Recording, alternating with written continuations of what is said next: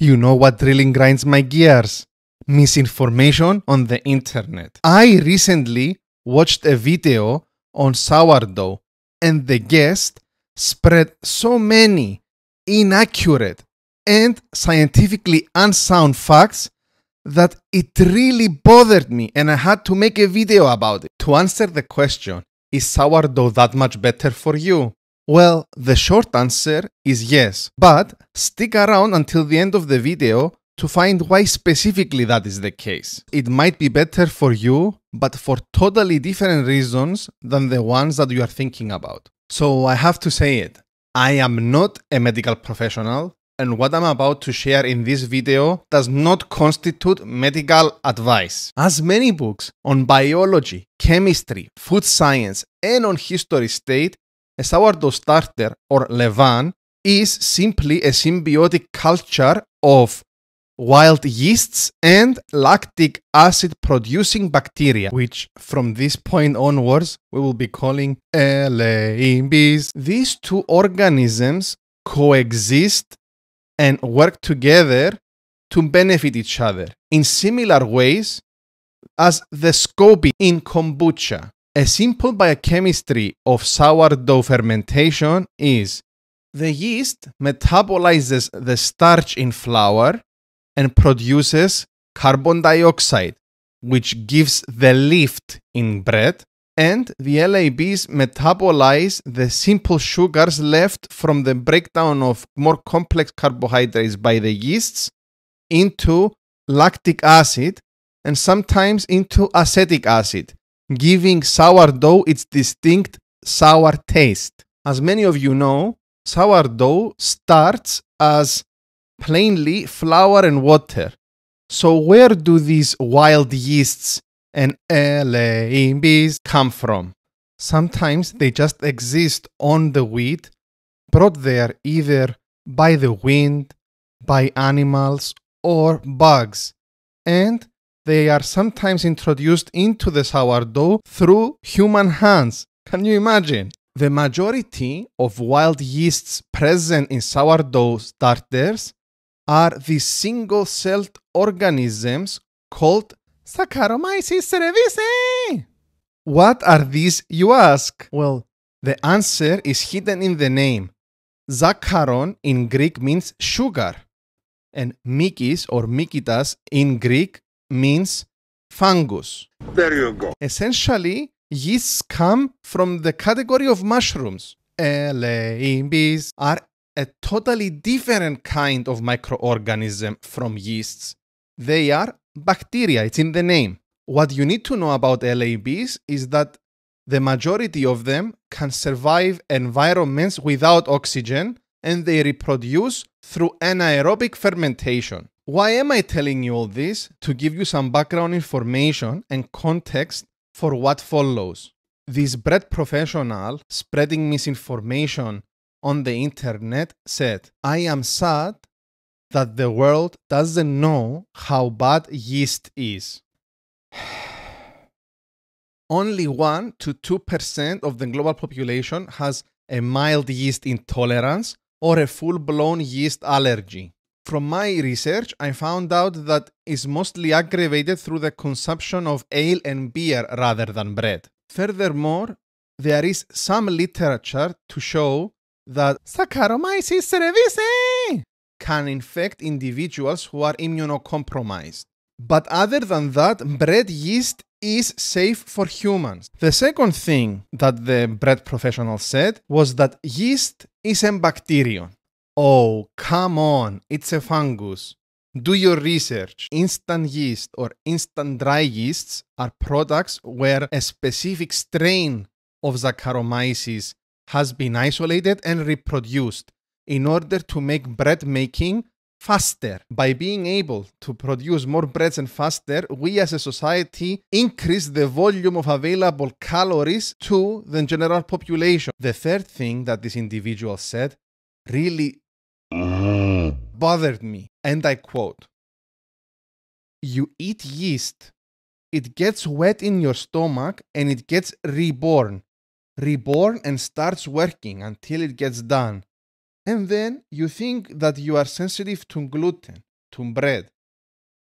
You are sensitive to none of these.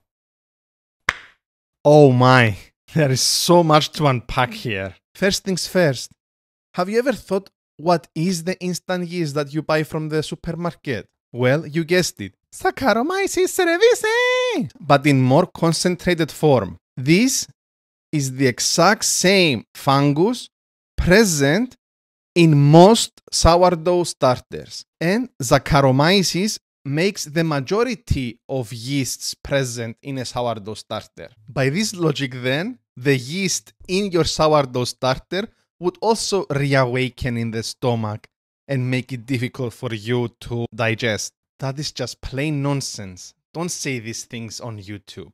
The second point, that Saccharomyces suddenly is reborn in the stomach, is also a whole lot of malarkey. Because Saccharomyces cerevisiae can withstand temperatures up to 45 degrees Celsius. You know what is the internal temperature of a sourdough bread when it comes out of the oven? Somewhere between 90 degrees Celsius to 98 degrees Celsius. That is almost double the temperature that the yeast can withstand. So no, it does not get reborn, it's totally dead. To cover the third point is that some people have mild gluten intolerances and not full-blown celiac disease, or irritable bowel syndrome or IBS that can be exacerbated with gluten products. The third thing that this person said was that a piece of sourdough bread has less calories than normal bread. And generally that is true, but we have to address something. Whole wheat bread has almost the same amount of calories as sourdough, and if the slices are smaller or thinner, it might have even less calories than sourdough bread. Also, sourdough bread has a lower glycemic index, but again, there are whole wheat breads that have a similar glycemic index as sourdough. So, it is true, but simultaneously not for all breads. The last piece of misinformation shared on this show was, I like to educate people about the right kind of gluten. Gluten is gluten.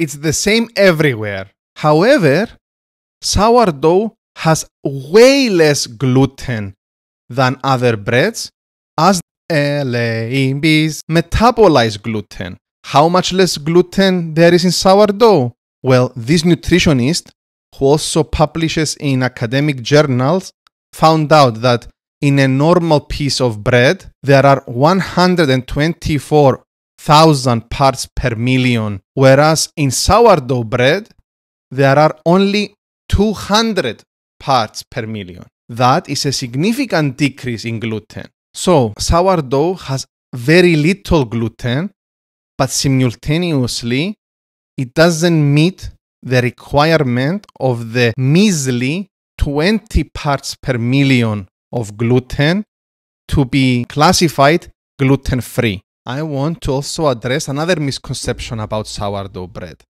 that somehow LABs survive the bake and then they act as a probiotic in your gut. Like the Saccharomyces, LABs can also withstand so much heat. How much, you ask? Up to temperatures of 53 degrees Celsius. So, all the LABs are also dead by the time you consume the bread. In the few systematic reviews and one meta-analysis that I read, there were no conclusive data on the health benefits of sourdough. Here are some takeaways from all the journal articles that I read in preparation for this video. 1. Sourdough bread in general has less calories and a lower GI than regular bread. It can be on par with whole wheat bread though. 2.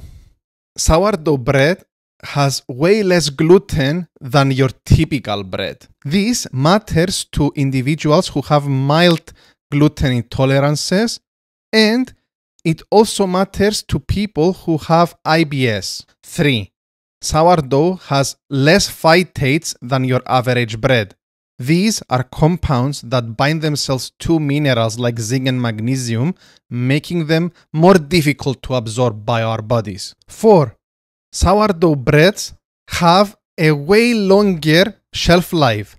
This is due to their acidic nature, making it inhospitable for other microorganisms. The final and most important reason why you should probably replace hyperpalatable breads and baked goods with sourdough products is because they tend to be high fat, high sugar, and high salt, which in turn increases calorie uptake in general. So, the jury is not out yet on sourdough, but there is a lot of promising research going on it. Some people could benefit by replacing hyperpalatable baked goods and breads with whole wheat breads that are made with yeast. If there is a food scientist, a biologist, or a chemist in the audience who can see some obvious errors in this video, please let me know. If you enjoyed this topic, try watching this video on the history of diet books